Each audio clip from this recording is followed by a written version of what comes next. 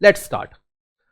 So the last 30 minutes of discussion was just to keep you awake, and because of course guys, this is history and I know how much excited we all are to study these subjects throughout our school days.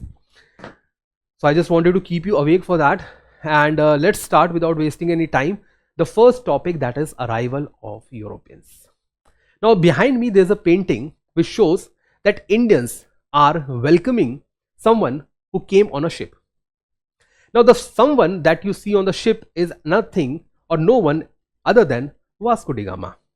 Right, I don't know which one of them is this Vasco da Gama, because this is a made to believe painting. Right, this is not AI generated, this is actually handmade painting. So this is just in imagination. Now Vasco da Gama was the first European to land on India's territory coming via a sea route. Listen this again. He was the first European to come to India via sea route. That is, he does not even touch a single part of land. He came completely via sea route. Europeans have been coming to India even before Marco Polo came to India.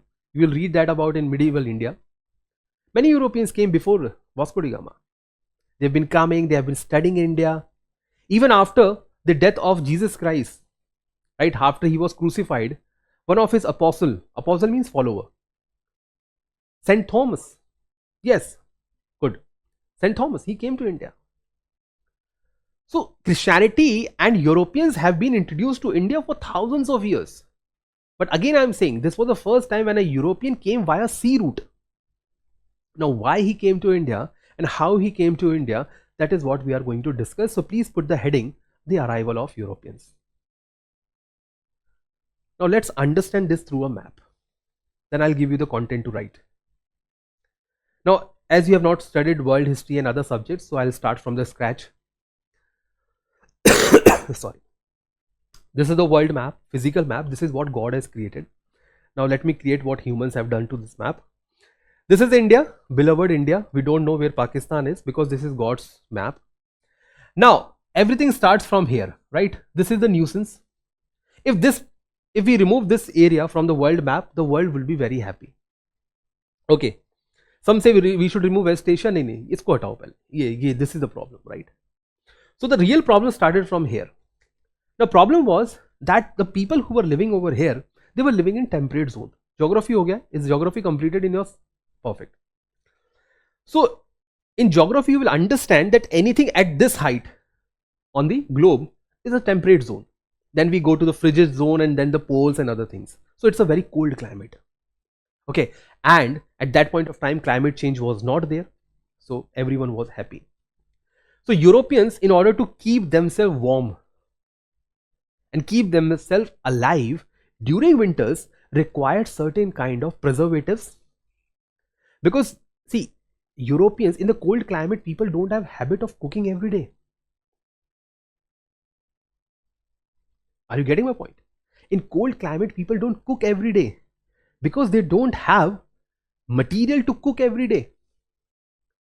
Why do they have more of wheat or this flour, maida, that you call maida, right? Why do they have bread? Because you make a bread one and then you can consume it for next 7 days, right? But Indians don't. We make idli or sambar or that or dosa on the same day and consume on the same day. We make rotis on the same day and consume same day. But they create bread, right? They create dough. They create pizza bread, which can be preserved for multiple days, and then they do baking. Baking was not in India. How many Indian dishes do you see are from baking? We believed in deep frying because we had oil. So in order to preserve their food for many days during winters, they needed certain spices. And the most important spice was the black pepper. I mean, in order to keep yourself warm, how long can a person go for this alcohol? Yes, alcohol consumption was there. But by every time evening, morning rums is not feasible. They're not Vikings. So they needed black pepper. And the biggest source for black pepper, now black pepper has a very warm nature. Consumption of black pepper also give warm, right? It's hot and spicy, so it will always be grown in a hot and humid climate. India is best for that. So in India, the southern part of India was growing black pepper, and black pepper was going from south to North India. From North India, it was going to a very important ancient route known as Silk Route, which is going from China to Europe. Why it is known as Silk Route? Because silk was the most traded item on this route. So China was connected to Europe via Silk Route. It was passing from the Central Asia, and India was also contributing from that. If you are going through the Gupta Empire, you will understand why Gupta Empire was rich. This is the reason. Gupta Empire controlled Silk Route. That's why they were rich, and that's why they had the largest number of gold coins. So Indians were exporting black pepper to these countries. Ab problem hoti hai. Everything was good. Now over here, this is West Asia and this is Europe, right? Now these two territories, the first one had Christianity, right? The second one had Islam. And if you think that Hindu and Muslims are fighting in India today, you have not studied about crusade. Bhai, for 400 years, 400 years, these two religions have killed each other. Are you a Muslim? Ha, cut. Are you a Christian? Ha, cut. That was the level of bitterness, anger among these two religions with each other. And they were the holy wars. They were fighting for jihad. Now what happened after so long, after years and years, hundreds and hundreds of years, came one day. Now at this point of time, let me tell you, these two territories were ruled by, this was ruled by Byzantine Empire. Byzantine Empire. And this was under Ottomans. Ottoman Empire. Ottoman Empire is actually being ruled by a Khalifa. Khalifa was a religious head. Most of the religions in the world, they have a religious head, which are mostly humans, right? Like in Hinduism, we have Shankaracharyas. In Christianity, we have Pope, right, who is under critical conditions these days. And in Islam, we had Khalifa. He will be removed after the First World War.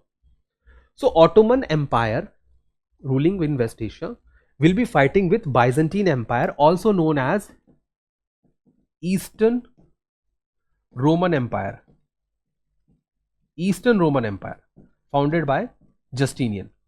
The Western Roman Empire, till now you may have heard about Western Roman Empire, Julius Caesar, right? Heard about that? That was Western Roman Empire. This is the Eastern Roman Empire. So this Eastern Roman Empire, which had a core area in Greece, was fighting with Ottoman Empire. And they had every day they were fighting. Every day, morning, evening, they were fighting. But the game changed. The date was 1453. This is the date. 1453 AD. Ottomans defeated Byzantine. Ottoman Empire defeated Byzantine. At this point of time, Ottoman Empire was the most intellectual, most powerful, one of the richest, right, most intelligent territories of the world. Today you may have seen there is an insurgency, there is a terrorism and everything over there, but at this point of time it was very advanced. Now after winning over this, so what was this? This date is known as Fall of Constantinople. What is Constantinople? Fall of means decline. Constantinople is the old name of Istanbul. Yes guys, Yogi ji don't change the names. There are other people also who change the names, right? So what's wrong in Yogi ji changing the name of Allahabad to Prayagraj? Because Akbar did the opposite of that. So Ottoman defeated Byzantine Empire and controlled the city of Constantinople. It's Istanbul today. It's a very famous city. After this, what Ottomans did, that they closed down the Silk Route. Now Silk Route was passing by this area, so they closed down the Silk Route for the Europeans. Now it's a matter of life and death for Europeans. They said nobody will trade from here, no Europeans will come to this place. Now we are controlling this trade route. And in the history is the evidence that whosoever controlled the Silk Route became the richest, be it the Gupta Empire or be it the Ottomans. So Europeans started begging around, ki bhai sir, please allow us, we want black pepper, we want silk, right, we want cotton, we can't have all these things, please allow us to trade. Central Asia was also known for wool, because wool is more important for your winter wearings. So all these Ottomans were like, no, the doors are closed, you cannot trade anymore with India and China. Okay. Then they made more pleading. Then the Ottomans said, ki, okay, if anything costed rupees 100, you have to pay 200 rupees of duty. So they became another Nirmala Sitharaman. So they said, you have to pay 200% of duty, or 100 rupee, that is 200%. And this is the reason why the most basic things for European, that is black pepper and many other things, black pepper was black gold for them, became the most expensive items for Europeans. And Europeans were not happy with that, especially their traders. So all the traders, right, traders have been controlling the politics since, I don't know, since the history. Businessmen across the world have been controlling the politics, be it Elon Musk presently. So all the traders and the businessmen, they made a collaboration and they went to their respective kings. Some went to the king of Spain, some went to the king of Italy, some went to the king of France, and that's how they went to their respective kings. Ki, sir, please do something. We are unable to find cheaper raw material or cheaper goods from India and China. Do something. In this regard, two countries which are Spain and Portugal, they took the leadership. They said, ki, okay, we'll do something. And both of them signed a treaty. The treaty was the Treaty of Tordesillas, right? Tordesillas, right? In this treaty, these two countries, they said, ki, let's draw a map of the world. Then they draw a map of the world. And they said, ki, yaar, okay, ye tera, ye mera. Yes. Two countries in Europe sitting across, they said, and they divided the entire world like that. They said, ki, this western part belongs to the Spain, and this eastern part belongs to Portugal. Belongs to? What kind of a joke is that? But they did it, and nobody knew. That's the reason Portugal started exploring territories to the east, and that's why Vasco da Gama came to the east. Spain started exploring territories to the west. That's why Brazil, Central Asia, this California, Mexico, Cuba, all were Spanish colonies. And Portugal started on the west side. Okay, then there are two routes which they could follow. The first one, three routes actually are there. First is via Red Sea. Not possible. Ottomans are there. The second one is via Arctic Ocean. They were waiting for climate change to take place, so still not possible. Third route was to follow the border areas of Africa. See, they are just making a wild guess. Nobody knows. GPS was not working that day. So they just came to Madagascar. And there was this Vasco da Gama and his three ships. There was a person known as Abdul Majid. He was a trader. And he was trading between Madagascar and Kerala. He was a trader. He had a small ship and he was trading with India and Africa. Vasco da Gama saw him and identified him, because you can identify Indian even from the space, right? You'll find Indians breaking down the windows of a train. So space se pata chalta hai ye Indians, right? We can identify them. So he identified Indian and called him and said ki, are you an Indian? He said yes. I don't know how they communicated. So he offered him money, and Indians are ready for that always. And he said ki, take me to India. We are still searching for this person, right? If you find this person, do report to the nearest police station. The person responsible for bringing Vasco da Gama to India. Well, whatever may be the reason, he brought out of good gesture, out of money or whatever, he brought Vasco da Gama to India, and that's the arrival of Europeans to India. And that was the photograph that I showed you in the beginning. So this is the entire story, guys. Now, once they find out a route to India, Portuguese, they took the initiative. They started trading. So this became an important trading route from Portugal directly to India. It will take around 30-35 days, sometimes even 2 months, to begin a journey and to complete it. But they were happy. You know, Vasco da Gama made 300% profit on all his goods that he sold in the European markets. When he came, others also came.